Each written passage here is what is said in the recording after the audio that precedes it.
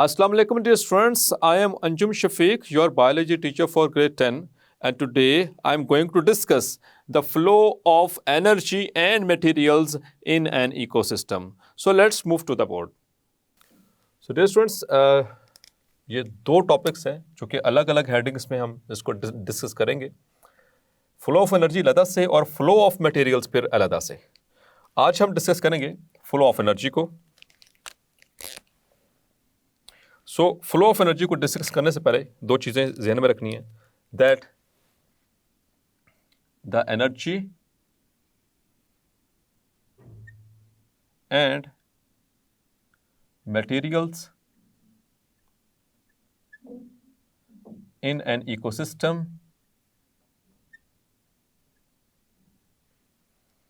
travels from one trophic level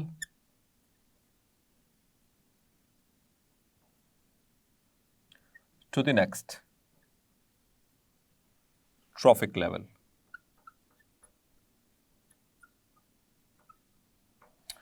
so dear students, आप सोच रहे होंगे कि ट्रॉफिक लेवल क्या है। पहले हम इसको डिफाइन कर लेते हैं, जो शॉर्ट क्वेश्चन में भी आपसे पूछा जा सकता है, what is trophic level.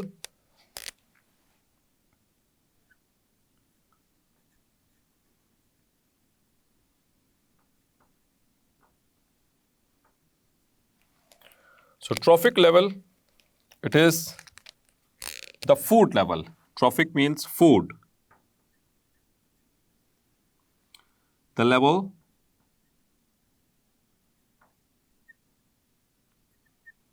at which an organism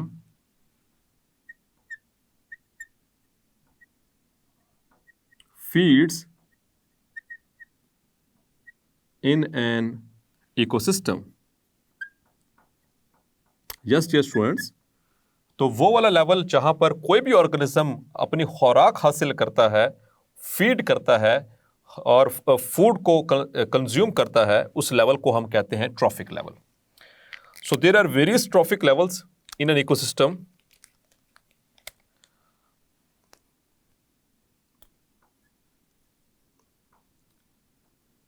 number 1, T1, that is called as the trophic level 1.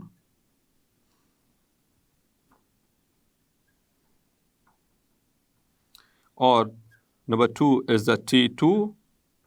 It is trophic level 2. Number 3, T3. That is trophic level 3. Number 4 is T4. The trophic level 4, and number 5 is T5, the trophic level 5. Yes, my dear students. So these are 4 to 5 trophic levels present in an ecosystem's food chain. So जो trophic level 1 होता है, यानी T1, it contains all producers. इसमें producers होंगे। Trophic level 2 के अंदर dear students, there are the primary consumers. और dear students, what are primary consumers? They are the herbivores. इसी तरह से जो T3 है यानी ट्रैफिक लेवल 3, यहां पर होंगे सेकेंडरी कंज्यूमर्स। इसी तरह से T4 पे tertiary consumers, and at T5, the 5th trophic level, there are quaternary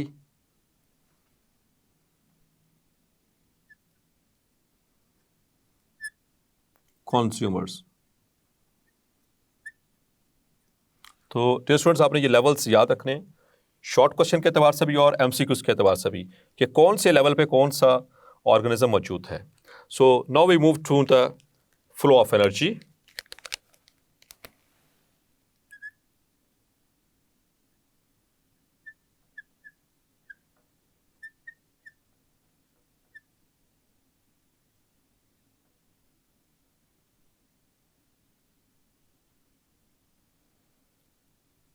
The first topic. So dear students, energy का जो फ्लो है याद रखिएगा, इसको एक्सप्लेन करने के लिए एक हमारी बुक में चार्ट, एक फ्लो डायग्राम दी गई है, उसको मैं यहाँ पे ड्रॉ करूँगा और उस पूरे फ्लो ऑफ एनर्जी को मैं आपके सामने शेयर करूँगा। तो आपने मेरे साथ साथ उसको ड्रॉ करते जाना है, बीच में मैं इंपॉर्टेंट पॉइंट्स भी आपको डिस्कस करता चलता हूँ।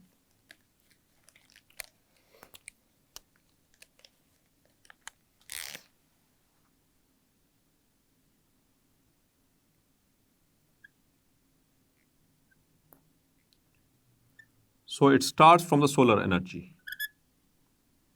सूरज की रोशनी से सारी कहानी स्टार्ट होती है, dear students. Then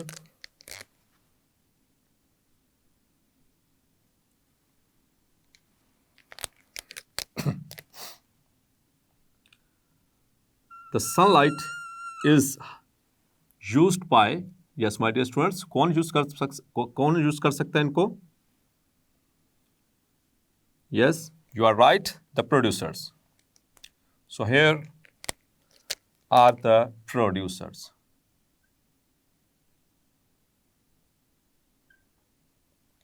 So producers will use the solar energy, the sunlight, and they will make the chemical energy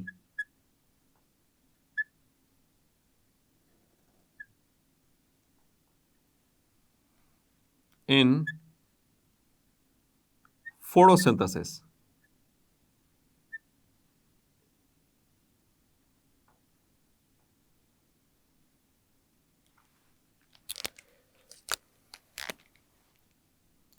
So पहले मैं इसको फ्लो डायग्राम को कंप्लीट करता हूँ, फिर उसके बाद इसको एक्सप्लेन भी साथ में करता हूँ। आप साथ साथ ड्रॉ करते चले जाएं।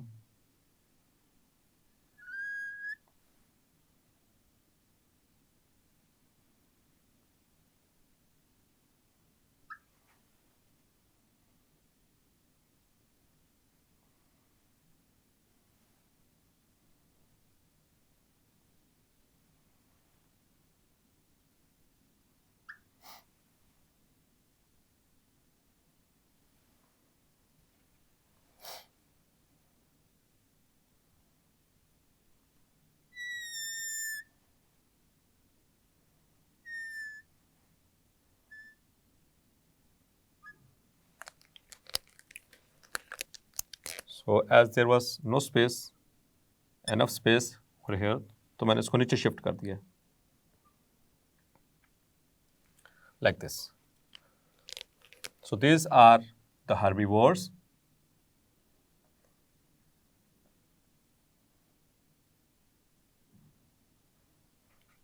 And these are the carnivores.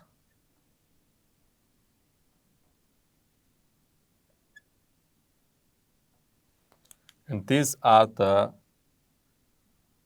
decomposers.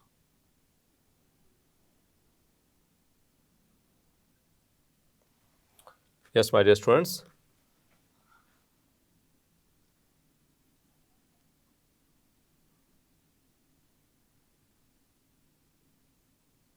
So dear students, आपको पता है कि जो सूरज से रोशनी आती है उसकी प्रोड्यूसर्स कितने इस्तेमाल कर पाते हैं?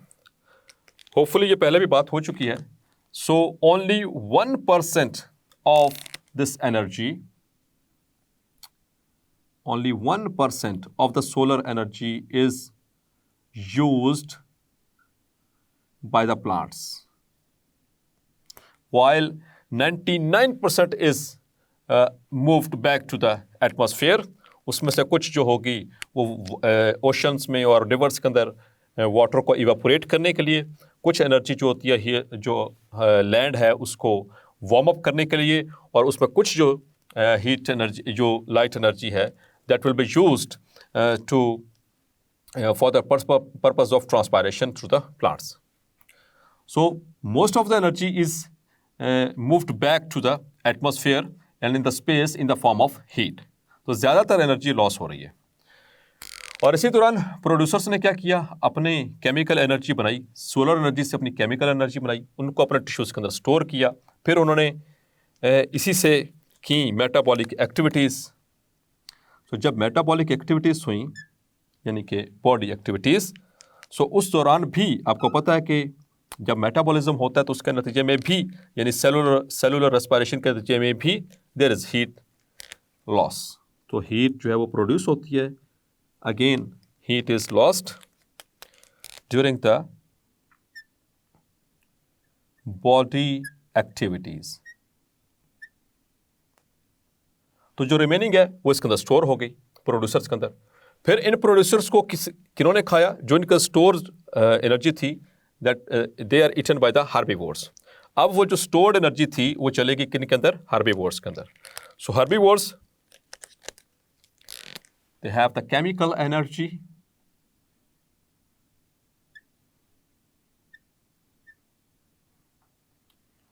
इन organic food.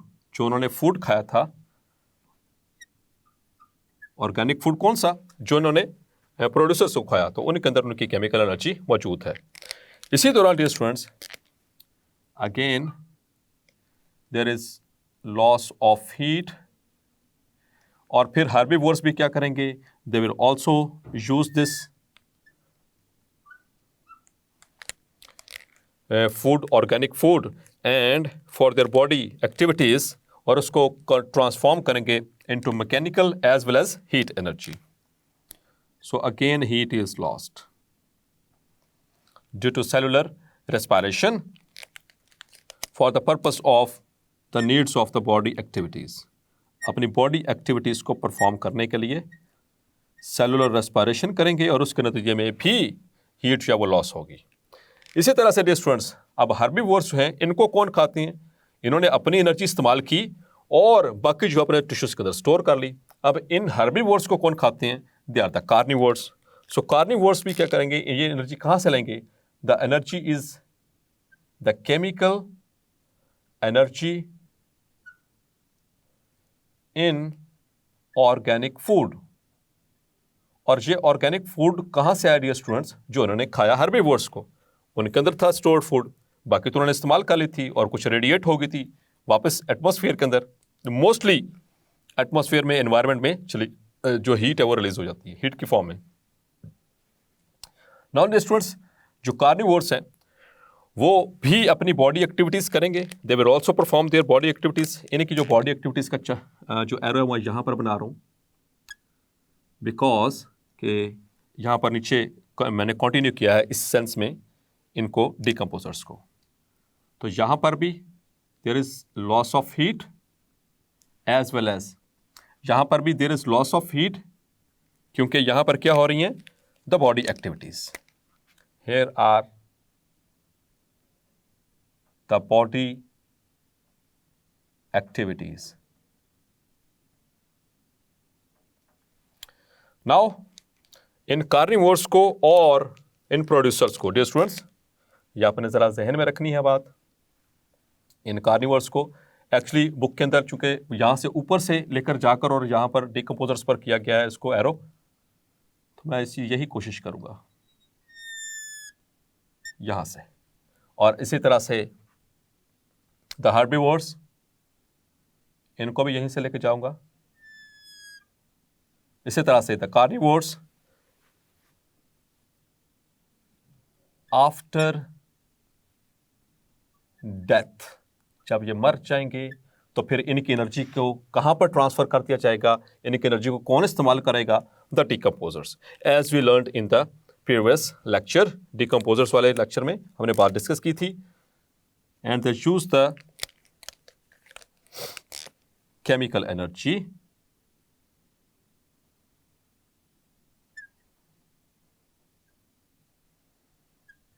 by decomposition, because they use the extensive enzyme systems, and that very extensive enzyme systems they use to extract the energy and they absorb the energy. फिर ये absorb कर लेते हैं उस energy को, ingest नहीं करते because they are the absorptive heterotrophs.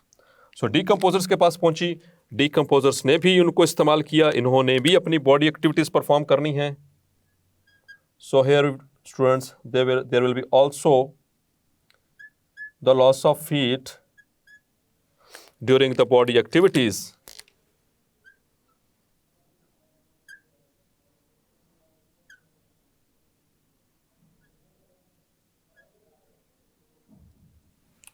और इस सारे जो फ्लो चार्ट है इसको हम बॉक्स कर देते हैं, इसके गिर्द एक बॉक्स है, and that very box is representing that all these are present within the ecosystem